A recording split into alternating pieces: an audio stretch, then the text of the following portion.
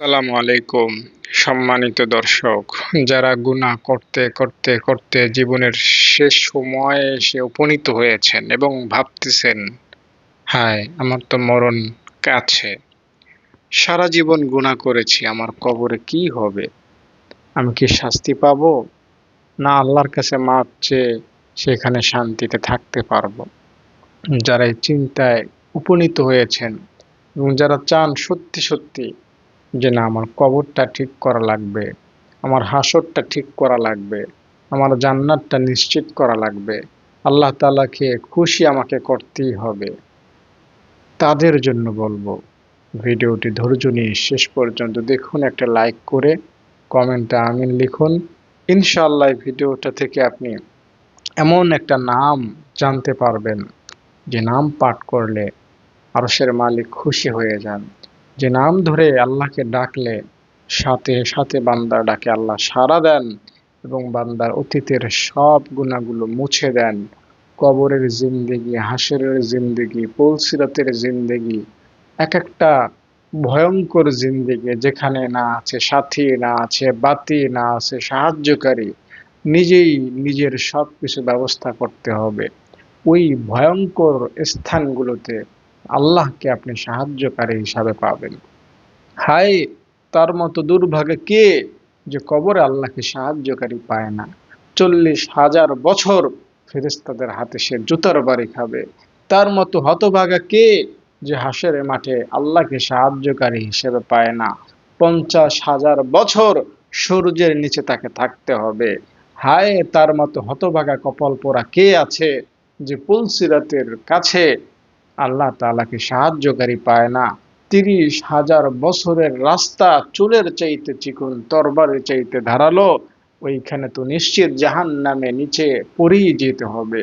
তার মতো হতভাগার কে যে হাসরের মাঠে এত ভয়ঙ্কর স্থানে নবীজির হাতে পানি, কাউসারের পানি খেতে ব্যর্থ হবে। আপনি ইনশাআল্লাহ কাউসারের পানি পান করতে সক্ষম হবেন, আল্লাহর সাহায্য পেয়ে পুলসিরাতের ব্রিজ পাড়ি দিতে সক্ষম হবেন, হাসরের মাঠে আরশের নিচে ছায়া পেতে সক্ষম হবেন এবং কবরে ইনশাআল্লাহ 40,000 বছর নিরাপদে ঘুম দিতে সক্ষম হবেন, যদি মহান আল্লাহ তাআলার মহান এই গুণবাচক নামটি আপনার এই জবান দ্বারা বের করতে পারেন। ভাই, বোন, যেই ভিডিওটা দেখতেছেন, আমি জানি আপনি হয়তো সুদ খাইছেন, আমি জানি হয়তো আপনি নামাজ ছেড়েছেন, আমি জানি হয়তো আপনি জীবনে অনেক রোজা রাখেন নাই, আমি জানি আপনি জীবনে অনেক মিথ্যা বলেছেন, আমি জানি আপনি অনেক খেয়ানত করেছেন, হয়তো অনেক জাদুকরের কাছে, জ্যোতিষের কাছে গিয়েছেন, অনেক জুয়া তাস খেলেছেন, অনেক পরপুরুষের সাথে কথা বলেছেন, পর নারীকে দেখেছেন, আমি জানি আপনি বেপরদায় চলেছেন, হাজারো পাপ আপনাকে ঘিরে রেখেছে, হাজারো অন্যায় আপনাকে ঘিরে রেখেছে। আপনার গুনাহের আমলনামার দিকে আপনি তাকালে জান্নাত পাবেন এই আশাই করতে পারেন না। হায় জীবনে 40-50 বছরে কত গুনাহ আমি করলাম, এই গুনাহ সেই গুনাহ, যৌবনকালের গুনাহ, বুড়া বয়সে এসে কত গুনাহ করলাম, ছোটবেলায় কত গুনাহ করলাম, যেখানে কাজ করেছি সেখানে কত গুনাহ করেছি, যাদের সাথে চলাফেরা করেছি তাদেরকে কত কষ্ট দিয়েছি। হায় না জানি আমার কবরে কি উপায় হয়, না জানি আমার কত শাস্তি হয়। ভাই, আপনাদেরকে বলছি, আল্লাহর এই নামটা পাঠ করে যান। অতীত জীবনে যা করেছেন, অতীত জীবনে যত অন্যায় করেছেন, যত ভয়াবহতা কাজ করেছেন, যত ফাসিকি করেছেন, যত অশ্লীলতা করেছেন, যত বেহায়াপনা করেছেন, যত অন্যায় অপরাধ ফাহিশা কাজ করেছেন, সব আপনি মাফ পাবেন। সব গুনাহ থেকে নিজেকে পবিত্র করতে পারবেন। ওই আরশের মালিক আপনাকে মাফ করার জন্য অপেক্ষায় আছেন। এ আমার বান্দা, আমার কাছে মাফ চাবি, আমার কাছে আমার এই নামটা ধরে আমাকে ডাকবি, আমি তোরে মাফ করে দিব। মাফ পেতে, আল্লাহকে খুশি করতে সবচেয়ে কার্যকরী একটা উপায় হলো তাহাজ্জুদ নামাজ পড়া। কারণ 5 ওয়াক্ত নামাজে মুয়াজ্জিন আমাদেরকে মসজিদে ডাকে, তাহাজ্জুদ নামাজের জন্য সরাসরি আল্লাহ মুয়াজ্জিনের কাজ করেন, আল্লাহ তাআলা নিজে আপনাকে ডাকতে আসেন। 5 ওয়াক্ত নামাজ ফেরেশতারা আল্লাহ তাআলার কাছে নিয়ে যান, আর তাহাজ্জুদ নামাজ আল্লাহ তাআলা নিজে আপনার থেকে নিয়ে যেতে আসেন। তাই আল্লাহকে পেতে তাহাজ্জুদ নামাজ খুবই গুরুত্বপূর্ণ, আর নবীকে পেতে দুরূদ শরীফ খুবই গুরুত্বপূর্ণ। এই দুইটা আমল যারা করবেন, না কবর না হাসর না কোথাও আপনাদের ভয় হবে, মরণেও ভয় নাই, কবরেও ভয় নেই, হাসরেও ভয় নেই ইনশাআল্লাহ। এই দুইটা আমল বেশি বেশি করার চেষ্টা করুন। পাশাপাশি নিজের গুনাহের জন্য কান্নাকাটি করবেন, নিজের গুনাহের জন্য আল্লাহকে ফরিয়াদ করে বলবেন, আল্লাহ জীবনে অনেক ভুল করে ফেলেছি, জীবনে অনেক খারাপ কাজ করেছি, তুমি দয়ালু, তুমি দয়ার সাগর, তুমি আমারে মাফ কইরা দাও। আল্লাহ মাফ করে দিবেন। আল্লাহ বলেন, বান্দা তোমার গুনাহ যতই হোক, যত বিশালই হোক, আমার কাছে যদি তুমি মাফ চাও আমি তোমারে মাফ করে দিব। আল্লাহ তাআলা সত্য বলেছেন, আল্লাহ তাআলা সত্য, তার কথাও সত্য। তার কাছে কেউ মাপ চাইলে তিনি তারে মাফ কইরা দেন। সুন্দর একটা কথা বলে দেখুন, শয়তান আল্লাহকে বলেছিল, আল্লাহ তুমি আমাকে জাহান্নামে দিবা, তোমার কাছে আমার একটা আবদার, তুমি আমার এই আবদারটা রাখো। যেহেতু আমি তোমার অনেক গোলামি করেছি। শয়তান লক্ষ লক্ষ বছর আল্লাহ তাআলার ইবাদত করেছিল। আপনি আমি যে ইবাদত করি তার চেয়ে শত কোটি কোটি গুণ বেশি শয়তান ইবাদত করেছিল আল্লাহ তাআলার। বাস্তব কথা। আপনি আমি কি ইবাদত করি?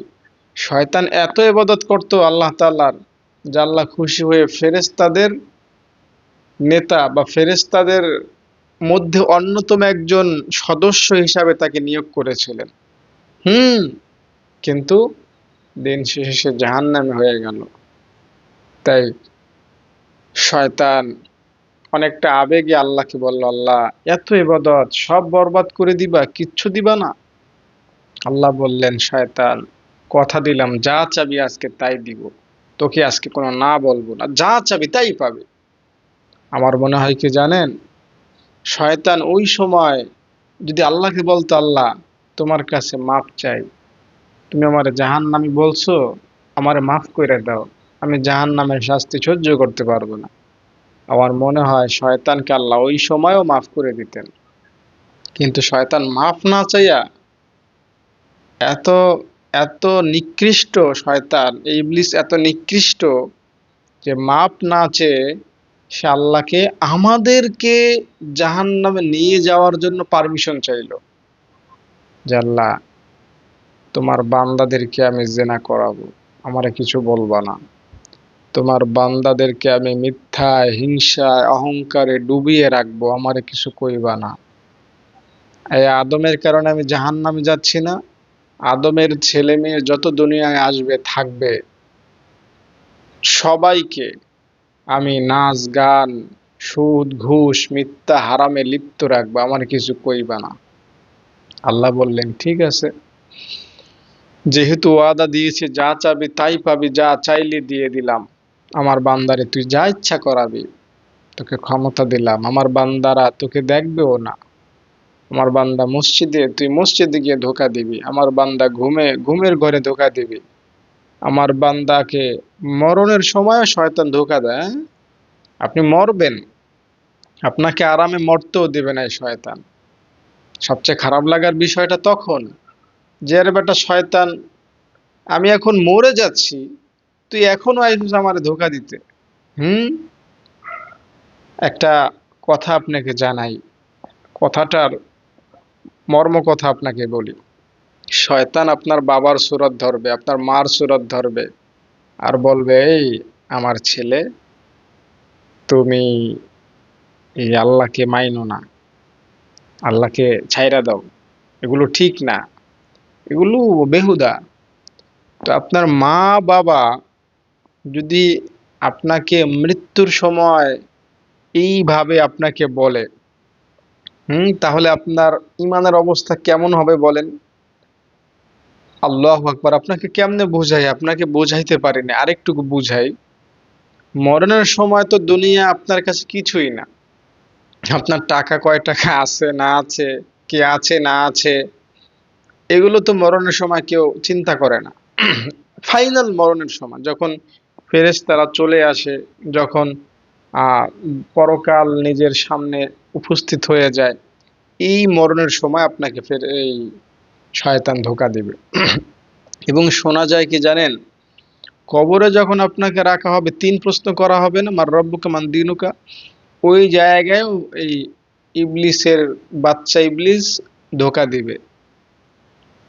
তো মূল কথা হলো, এই শয়তান আল্লাহ তাআলার কাছে অনেক ক্ষমতা চাইলো আর আল্লাহ তাআলা অনেক ক্ষমতা দিলেন। তাই শয়তানের ধোঁকায় পড়ে, ওয়াসওয়াসায় পড়ে আমরা এই সেই নানান রকমের পাপ কাজ করি। কিন্তু হতাশার কোনো কাজ নাই, হতাশ হবেন না। আল্লাহ শয়তানকে এই ক্ষমতা দিলেন, আর শয়তান এই ক্ষমতা পাইয়া আপনাকে আমাকে সব রকমের গুনাহের কাজ করায়, আর এই কারণে শয়তান আমাদেরকে জাহান্নামে নিয়ে যাবে। বিষয়টা এতটা সহজ না। একটা কথা আপনাকে বলি, খাতা কলম থাকলে লিখে রাখুন, কাজে লাগবে। হাদিস শরীফের মধ্যে পাওয়া যায় যে আল্লাহ ও বান্দার মধ্যে দুইটা সম্পর্ক আছে। বান্দার সম্পর্ক হলো আল্লাহর সাথে, যে আল্লাহর সাথে কাউকে শরিক করবে না। আল্লাহ একজন, আল্লাহ দুইজন না। হুম যেমন হিন্দুদের খোদার অভাব নাই, ওদের ভগবানের অভাব নাই, কিন্তু আমাদের কাছে আল্লাহ একজনই। এবং আল্লাহর কোনো ছেলে নাই, মেয়ে নাই, স্ত্রী নাই, বাপ নাই, মা নাই, আমরা জানি। আল্লাহ খান না, ঘুমান না, আমরা জানি। এই বিশ্বাসটা করা হলো বান্দার দায়িত্ব। বান্দার আল্লাহ তাআলার সাথে সম্পর্ক, এই বিশ্বাসটা বান্দা করবে। আর আল্লাহ তাআলার দায়িত্ব, বান্দাকে তিনি ক্ষমা করবেন, বান্দাকে তিনি জান্নাত দিবেন। এখন বান্দা যতই গুনাহ করুক, যাই মোল্লায় তাই করুক, এটা হলো আল্লাহ ও বান্দার মাঝে সম্পর্ক। আপনি শয়তানের ধোঁকায় পড়ে জীবনে যৌবনে ইচ্ছায় অনিচ্ছায় জেনে না জেনে যা করছেন, বিড়ি খাইছেন, নামাজ পড়েন নাই, সুদ খাইছেন, আপনি মিথ্যা বলছেন, যা মোল্লায় তাই করছেন। আপনি আল্লাহ তাআলার সাথে কাউকে শরিক করেন না, আল্লাহ একজন এটা মানছেন, নবী একজন মানছেন, কোরআন আল্লাহর কিতাব মানছেন, কাবা আল্লাহর ঘর মানছেন, মসজিদ আল্লাহর ঘর মানছেন, আল্লাহ মাদ্রাসা নবীর ঘর মানছেন। তো আল্লাহ আপনাকে জান্নাত দিবেন, আপনার গুনাহের দিকে আল্লাহ তাকাবেন না। এটা হলো আল্লাহ তাআলার সম্পর্ক বান্দার সাথে। তাই শয়তান যত গুনাহ আপনাকে করাক না কেন, আপনি ভয় পাবেন না, হতাশ হবেন না, ভয়ের কোনো কারণ নাই। গুনাহ আপনাকে জাহান্নামে নিবে না। আমি একটা কথা বড় গলায় বলি, সব সময় বলি, আজও বলি, একজন মুমিনের জন্য, যে মুসলমান, যে আল্লাহর কাছে মাপ চায়, তার জন্য জাহান্নামে যাওয়া ততটা দুষ্কর, যতটা দুষ্কর হলো একটা সুঁয়ের ছিদ্র দিয়ে হাতি ঢুকানো। একটা সুঁয়ের ছিদ্র দিয়ে যেমন আপনি হাতি ঢুকাতে পারবেন না, ঠিক তেমনি একজন মুমিন মুসলমান যে আল্লাহর কাছে মাপ চায়, তাকেও আপনি কোনো অবস্থাতেই জাহান্নামে দেখতে পাবেন না। সে জাহান্নামে যেতেই পারে না, এটা অসম্ভব। তাই আপনি গুনাহ যা করেছেন, আজকে আল্লাহ তাআলার এই নামটা পাঠ করে ক্ষমা চান। লিখে রাখুন, আল্লাহ আপনাকে মাফ করে দিবেন। জেনে রাখুন, আল্লাহ আপনাকে মাফ করে দিবেন। আল্লাহ শয়তানকে বলেছিলেন, এই শয়তান, তুই কি ভাবছিস তুই আমার কাছে এটা সেটা চাবি, আমার বান্দারে নামাজ থেকে দূরে রাখবি, রোজা থেকে দূরে রাখবি, আর আমার বান্দা এগুলো করবে না, আর আমার বান্দা জাহান্নামে যাবে? না রে না রে শয়তান, আমার বান্দারে আমি অনেক ভালোবাসি। আমার বান্দা তোর কথা মানবে 1,000,000 বার, আমার কাছে একবার মাপ চাইবে, আমি সব মাফ করে দিব। আমার বান্দা সারা জীবন যদি তোর কথা মতো চলে, সারা জীবন তুই যেভাবে বললি সেভাবে চললো, জীবনে শেষ মুহূর্তে এসেও যদি আমার একবার ডাক দেয়, আল্লাহ মাফ চাই, আমি সব মাফ করে দিব, সব মাফ করে দিব, সব মাফ করে দিব। হায়, আপনাকে কেমনে বুঝাই, কেমনে বলি? আপনি দেখুন, মনে করেন এখন তো মাছ ধরার সিজন চলতেছে গ্রাম্য অঞ্চলে। তো যারা পুষ্কনি সেচ দিয়ে মাছ ধরে, দেখবেন তাদের শরীরটা কাদায় যুক্ত হয়ে যায়। হ্যাঁ, পোলাপান যারা মাছ ধরে চেহারাটা বুঝায় না, তো পুরা শরীরটাই কাদা হয়ে যায়। কিন্তু এই ছেলেটা যখন নদীতে ঝাঁপ দেয়, তার সব কাদা শরীর থেকে চলে যায়। যে মাছ ধরে একদম সব কাদা শরীর থেকে চলে যায়। তো শয়তান আপনাকে আমাকে গুনাহ করাইতে করাইতে পুরা শরীরটাই গুনাহে ঢেকে ফেলেছে। তো আমরা যদি আল্লাহ তাআলার নাম মুখে আনি, আল্লাহ তাআলার ক্ষমার সাগরে যদি ঝাঁপ দিই, আল্লাহ সব মাফ করে দিবেন, ইজি মাফ করে দিবেন। আল্লাহ তাআলার একটা ঘটনা আছে এমন, যে আল্লাহ তাআলা এক বান্দাকে হয়তো রসিকতার সহিত বলেছিলেন যে মুসা যাও, ওই বান্দারে বইলা আসো, ওই বান্দারে আমি আর মাফ করব না আর একবার যদি ভুল করে। মুসা নবী গেলেন ওই বান্দার বাড়িতে, গিয়ে বললেন, এই অমুক আসো? হ্যাঁ নবী আসি, কি খবর? যে আল্লাহ জানাইছেন তুমি যদি আর কোনোদিন গুনাহ করো, ওই গুনাহটা করো, তাইলে কিন্তু তোমার আর ক্ষমা নাই। ঠিক আছে নবী মুসা, আমি আর ওটা করব না, আমি বেঁচে থাকবো।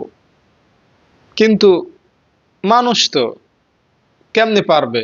শয়তান ওর কাছে আইসা আবার ধোঁকা দিতেছে, আরে ওইটা কর। ও বলে না, আল্লাহ নিষেধ করছে, ওইটা আমি করব না, ওইটা করলে আল্লাহ আমার জাহান্নামে দিবে। আদম আলাইসাল্লামকে আল্লাহ বললেন যা ইচ্ছা করবা, ওই গন্ধম ফলের কাছে যাবা না। আদম আলাইসাল্লাম ওই গন্ধম ফলের কাছেও যাইতে লাগলেন না। ওটা দেখলেই ভয় পায় না, ওইটার কাছে যাওয়া যাবে না। মা হাওয়া আলাইসাল্লাম ওইটা দেখলেই ভয় পায়, ওইটার কাছেই যাওয়া যাবে না, ওইটা থেকে দূরে থাকবো, ওইটা থেকে তাকাবোই না। কিন্তু শয়তান কি বসে আছে? শয়তান ধোকা দিল, ওয়াসওয়াসা দিল, বুঝাইলো যে ওইটার কাছে যাইতে হবে, ওইটার কাছে গেলে এই সেই এই মানে তার মতো সে বুঝাইলো। আর আদম আলাইসাল্লাম, মা হাওয়া আলাইসাল্লাম শয়তানের বুঝ মানলো, আল্লাহ তাআলার হুকুমটা লঙ্ঘন করলেন। তো আল্লাহ তাআলা এই বান্দারে বললেন এই গুনার করবি না, করলে খবর আছে আর মাফ করব না, তোরে জাহান্নামে ফেলে দিব। আর মাপ চাইলেও মাফ হবে না, কাজ হবে না। ওই বান্দা খুব সতর্ক, গুনার করবই না, ওইটার ওইটার কাছেই যাব না। কিন্তু শয়তান তো বসে নাই, ওই বান্দার ঘাড়ে গিয়ে বসেছে, ওই গুনাহ করাই ছাড়বে। সত্যি সত্যি আমরা মানুষ বলেন, শয়তানের কাছে আমরা পারি না। শয়তানের কাছে আমরা হেরে যাই বারবার। আপনি যেই হন, যাই হন, আলেম হন, হুজুর হন, আপনি নারী হন, পুরুষ হন, বয়স্ক হন, আপনি যুবক হন, দেশে থাকেন, বিদেশে থাকেন, গ্রামে থাকেন, যেখানেই থাকেন, গুনাহ আপনাকে ঘিরে ফেলবে। যেমন ক্ষুধা আপনাকে গ্রাস করে নেয়। আপনি সকালবেলা না খেয়ে হয়তো থাকতে পারবেন, দুপুর হইলে পেটের মধ্যে ক্ষুধায় কি যে একটা মিস কল দিতে শুরু করে, মানে মনে হয় যে দুনিয়া শেষ। একবেলা সকালে খাইলেন না, দুপুরেও খাইলেন না, পেট আপনাকে একদম অস্থির করে লয়। তো শয়তানও আপনাকে অস্থির করে লয়, গুনাহ আপনাকে করতেই হবে। গুনাহ করবি না? তুই দুনিয়ায় আইসস, আল্লাহর কাছে আমি গুনাহ তোকে করাবো, এই ক্ষমতা নিয়ে আইছি, তোরে আমি জাহান্নামে নিয়েই ছাড়বো। গুনাহ করবি না? গুনাহ করতেই হবে তোকে।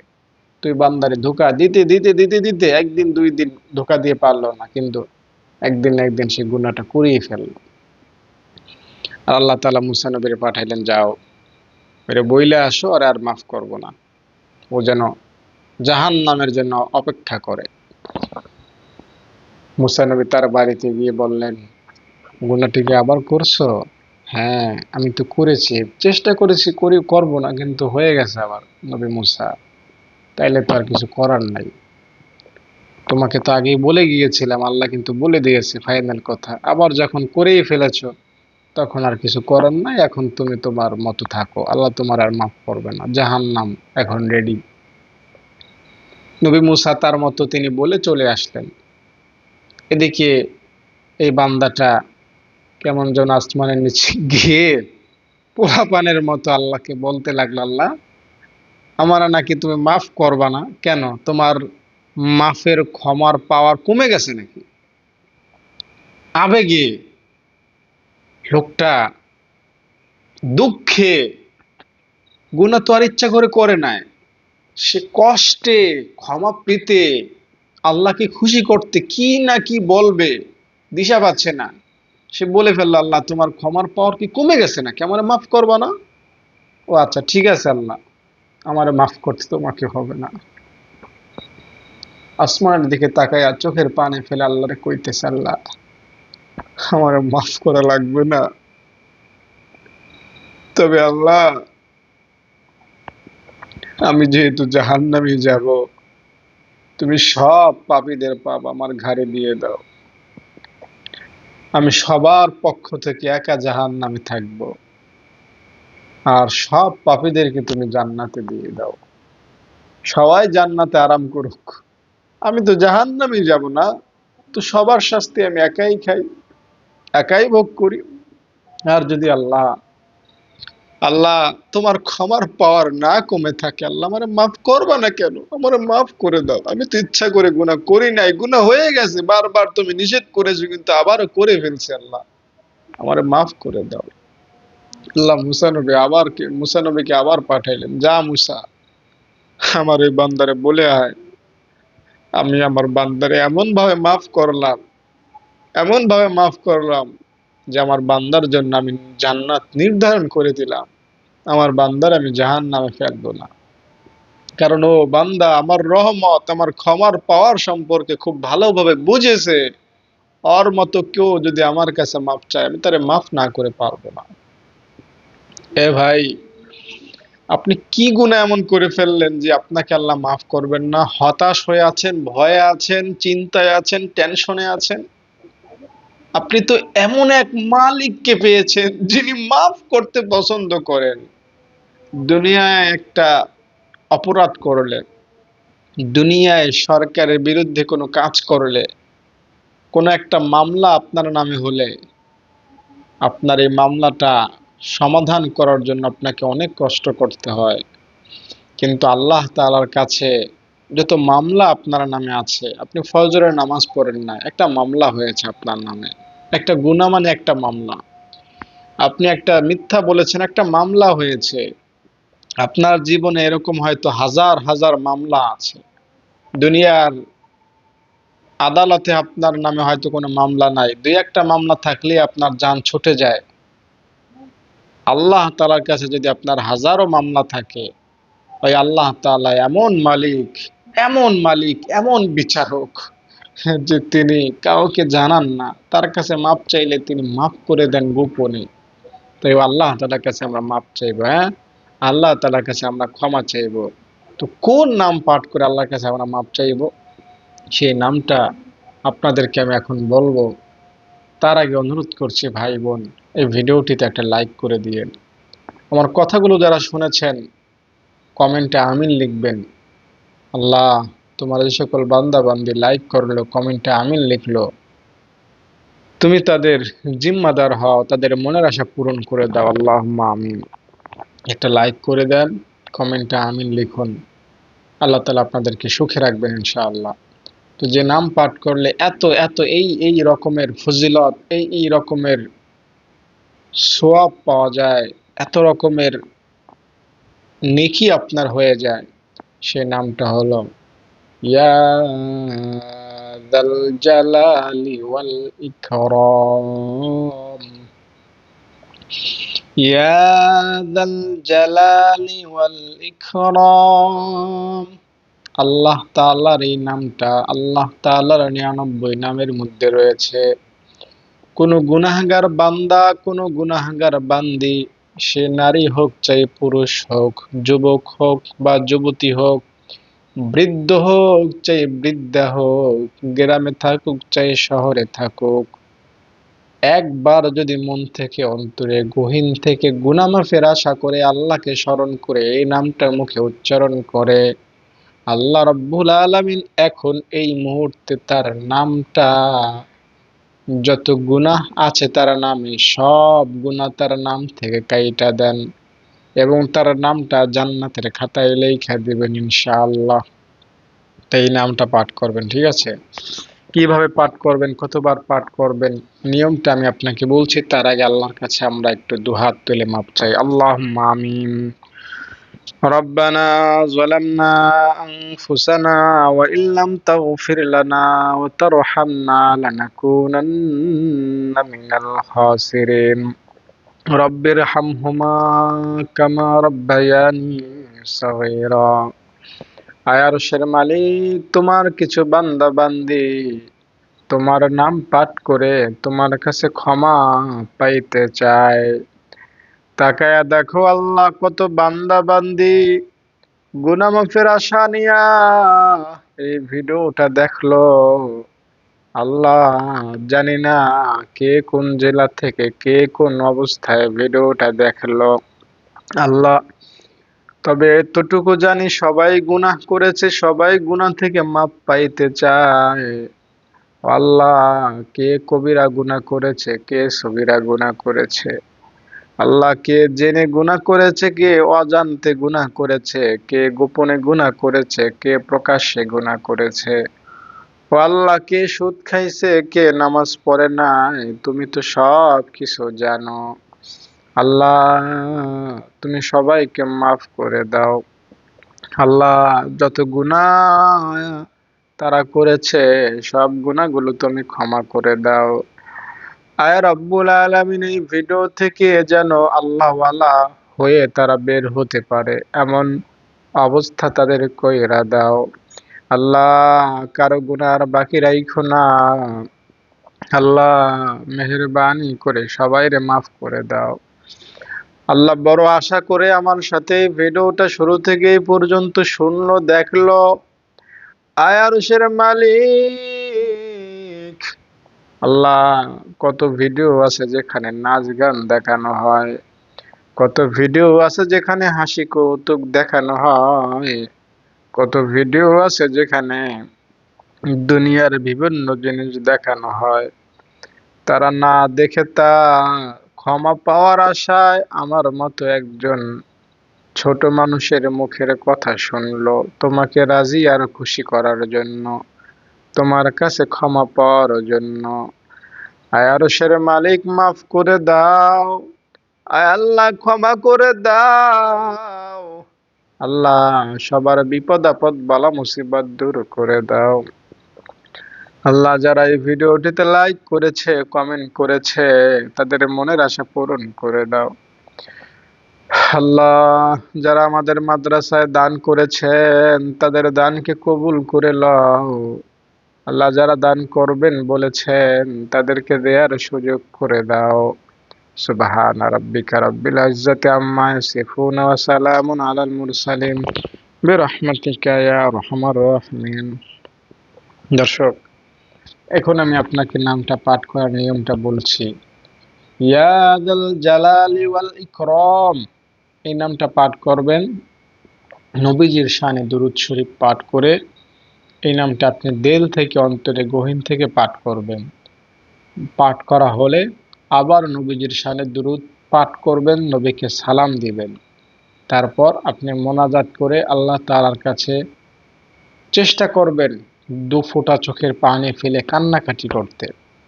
ইনশাআল্লাহ রব মহান আল্লাহ তাআলা এই নামের উসিলায় আপনাকে মাফ করে দিবেন। ঠিক আছে, আশা করি আমলটা আপনি করবেন এবং জিন্দেগীর গুনাহগুলো ক্ষমা করাবেন। এই নামটা রাতে, দিনে, প্রকাশ্যে, গোপনে, তাহাজ্জুদের সময়, মসজিদে, ঘরে, যেখানে ইচ্ছা সেখানে বসেই আমল করতে পারবেন। এবং এই নামটা আল্লাহ তাআলা 99 নামের অন্তর্ভুক্ত যেহেতু, তাই এই নামটা আপনি উজু সহ উঠতে বসতে চলাফেরায় রাস্তাঘাটে সবসময় বেশি বেশি পড়তে পারবেন, কোনো অসুবিধা নাই। ইনশাল্লাহ যত পড়বেন তত উপকার পাবেন। যদি ভিডিওটি ভালো লাগে থাকে দর্শক, অবশ্যই একটা লাইক করে যায়েন, কমেন্টে আমিন লিখে যায়েন। আর আমাদের মাদ্রাসায় দান করতে এই নাম্বারে ফোন করবেন। এখানে এতিম অসহায় বাচ্চারা থাকে, খায় পড়ে। আপনি ফোন করবেন, তাদেরকে দেখবেন, যদি ভালো মনে করেন দান করবেন। ইনশাল্লাহ আপনার ফোনের অপেক্ষায় আমরা থাকব, আপনি দান করবেন সে অপেক্ষায় আমরা থাকব। ইনশাল্লাহ আপনি এখানে দান করলে আপনি কবরে শুয়ে শুয়ে কিয়ামত পর্যন্ত সওয়াব পাবেন। ইনশাল্লাহ আপনি ইনশাল্লাহ আল্লাহ তাআলাকে খুশি করতে পারবেন। ভালো থাকেন। আসসালামু আলাইকুম। প্রিয় দর্শক, দেখতে পাচ্ছেন আমাদের মাদ্রাসার ছাত্রীদেরকে। আমি আমার ছাত্রীদের খুব যত্ন সহকারে কোরআন শিক্ষা দান করি। তাদের 3 বেলা খাবার আমি ব্যবস্থা করি। তাদের নিরাপত্তার ভার আমার উপর। তাদের দ্বীনি শিক্ষায় শিক্ষিত করার দায়িত্ব আল্লাহ আমার উপর দিয়েছেন। তাই আমি আমার সর্বোচ্চটুকু দিয়ে তাদের প্রতি খেয়াল রাখি। তাদের থাকা, খাওয়া, পোশাক আশাক, তাদের নিরাপত্তা, পড়ালেখা, পড়াশোনা, যেখানে যেখানে যখন যা লাগে আমি তা করার চেষ্টা করি আমার সাধ্য অনুযায়ী। মাদ্রাসাটা একজন শিক্ষার্থী থেকে এখন বহু শিক্ষার্থীতে রূপান্তরিত হয়েছে। আপনারা যদি দান চলমান রাখেন, ইনশাআল্লাহ মাদ্রাসাটি আরও বড় হবে। আপনারা সদগায়ে জারিয়া হিসাবে আমাদের মাদ্রাসায় দান করবেন, অনুরোধ রইল।